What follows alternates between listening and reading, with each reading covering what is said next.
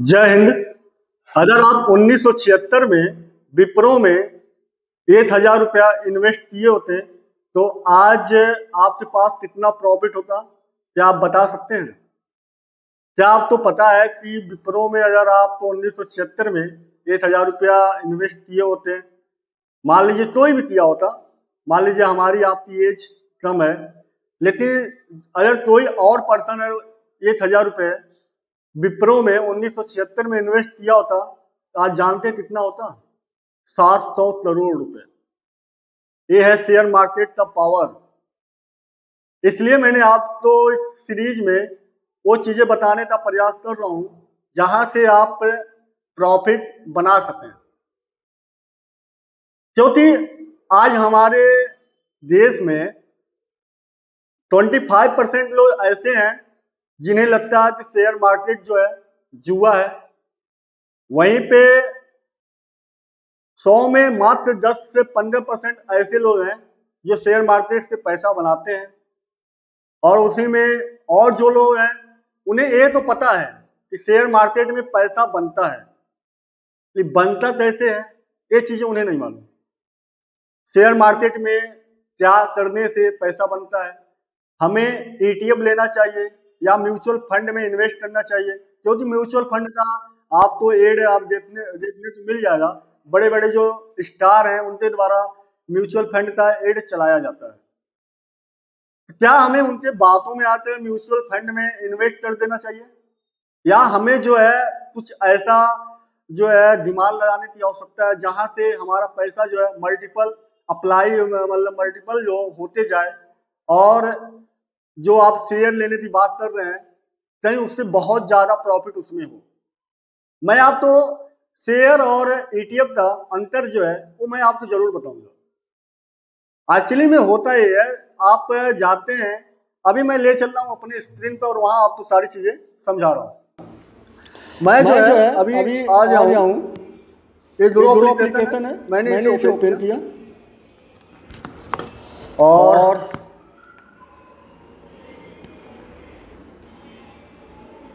यहाँ ओपन हो गया।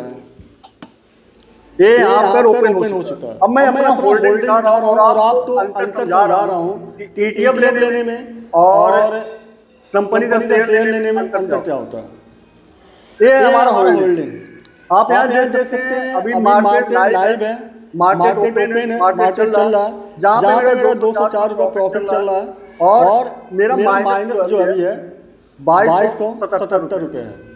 2277 रुपये मेरा माइनस क्यों है, मेरा लॉस क्यों हो रहा है, ये चीजें मैं आपको बताऊंगा।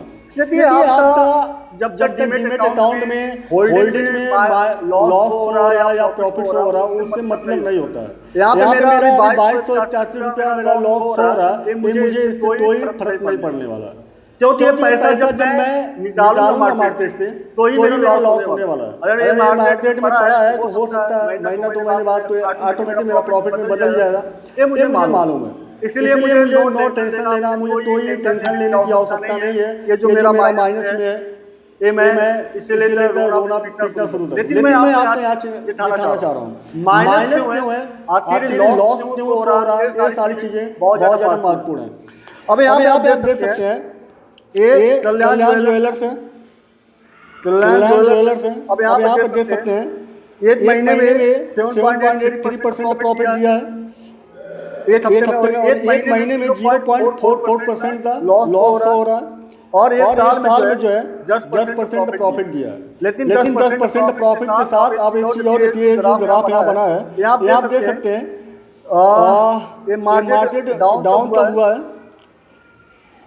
दिसंबर, मतलब ये मान के चलिए अक्टूबर नवंबर तक मार्केट ऊपर गया था, और उसके बाद जो मार्केट सीधे नीचे आया है कल्याण ज्वेलर्स का, और ये आज जो है ये 10% मतलब इस साल में जो है मात्र 10% प्रॉफिट शो हो रहा है। अब यहाँ पे मैं एक चीज और आपको शो कराना चाह रहा हूँ, ये मेरा जो कल्याण ज्वेलर्स है इसका अगर मैं होल्डिंग डिटेल करता हूँ, अब यहाँ देखिए ये मैं लिया तब था 17 अक्टूबर को लिया था, 8 शेयर लिया था 17 अक्टूबर को, क्योंकि मैं इससे पहले जो है इसमें अच्छा प्रॉफिट बनाया था कल्याण ज्वेलर्स में। लेकिन इस बार जब मैं लिया उसके बाद लिया मैं और उसके बाद लॉस में आ गया। अभी जो हमारा लॉस हो रहा है ये आप यहाँ देख सकते हैं। कल्याण ये टोटल जो मेरा 1480 रुपया मात्र कल्याण ज्वेलर्स में शो हो रहा है। जो भी हमारा टोटल जो इन्वेस्टिंग है इसमें 6000 के आसपास है और इसमें जो है 1477 रुपया लॉस हो रहा है। लेकिन मेरा यहाँ पे 2290 रुपया अभी लॉस है। और यहाँ पे आप देख लीजिए ONGC है, इसमें मेरा 832 रुपया लॉस है। राधिका ज्वेलर्स है 950 रुपया लॉस है और PC ज्वेलर्स है 194 रुपया लॉस है। रतन इंडिया पावर 70 रुपया, ठीक है। ये हमारे शेयर है जहाँ पे लॉस है। अब मैं आपको एक चीज यहाँ पे दिखाना चाह रहा हूँ। आखिर मेरा सारे लॉस जोड़ा जाए 4000 के आसपास लॉस पहुंच जाएंगे।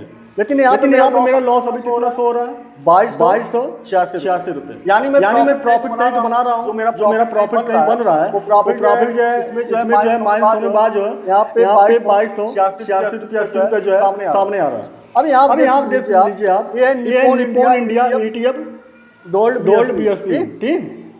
अब यहाँ पे जो है आप देख लीजिए अगर मैं ओवरऑल देखता हूँ एक हफ्ते में लॉस दिया है। एक महीने में 1.40% का प्रॉफिट है और इस साल में 30% प्रॉफिट है। 5 साल में 86% प्रॉफिट है और ओवरऑल हम बात करें तो 699% का प्रॉफिट इसमें शो हो रहा है। 699% का प्रॉफिट जो है यहाँ शो हो रहा है। अब यहाँ पे जो मेरा निप्पॉन इंडिया ETF है इसमें 627 रुपया प्रॉफिट है और ये mirror acid nice fan plus ETF है। ये भी ETF है। इसमें जो है ये टोटल ओवरऑल जो है 190% का प्रॉफिट दिया है। अब जो है इसमें भी 640 रुपया प्रॉफिट है।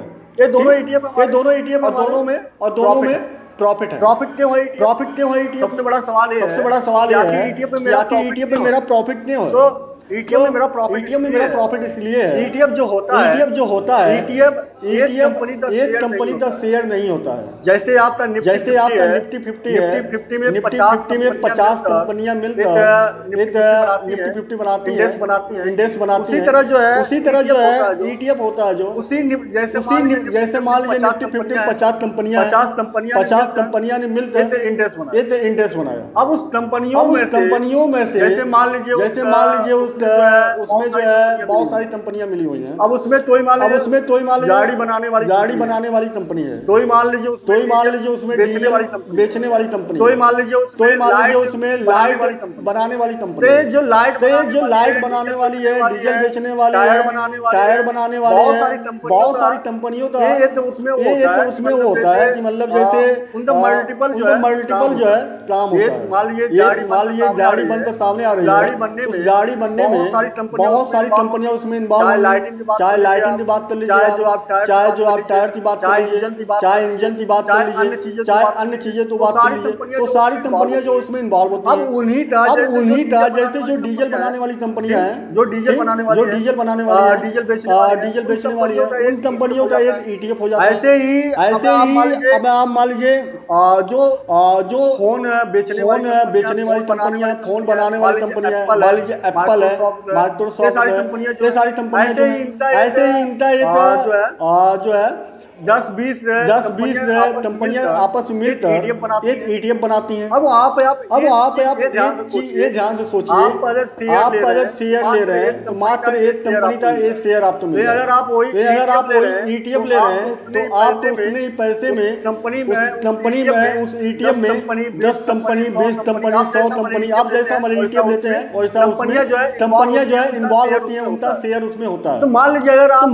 आप एक ETF में 10 कंपनी मिले हुए हैं और 10 कंपनी में से अगर 2 कंपनी मान लीजिए लॉस में जा रहे हैं, 8 कंपनी उसमें प्रॉफिट जा रहा है, 8 कंपनी में प्रॉफिट हो रहा है। अगर 8 कंपनी में प्रॉफिट हो रहा है, जाहिर सी बात है जो 8 कंपनी के प्रॉफिट है दो लॉस वाली कंपनियों से ज्यादा प्रॉफिट हो। इसीलिए प्रॉफिट जो हमें शो होता है, लॉस हमें शो नहीं होता है। बस यही रीजन है कि ETF में आपको लॉस होने का 0.1% का चांस होता है कि आप ETF में लॉस हो, क्योंकि ETF में एक दो कंपनियां नहीं, 10 कंपनी, 20 कंपनी, 50 कंपनी जो है मिलकर बने होते हैं।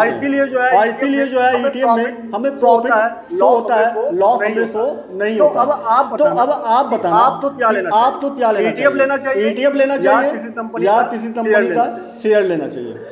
हाँ, हमारे देश में बहुत सारे ऐसे कंपनियां हैं जहाँ पे उनके पास मतलब अच्छे शेयर है, उनका शेयर जो है प्रॉफिटेबल रहा, चाहे MRF ले लीजिए, बहुत सारे ऐसे कंपनियां हैं।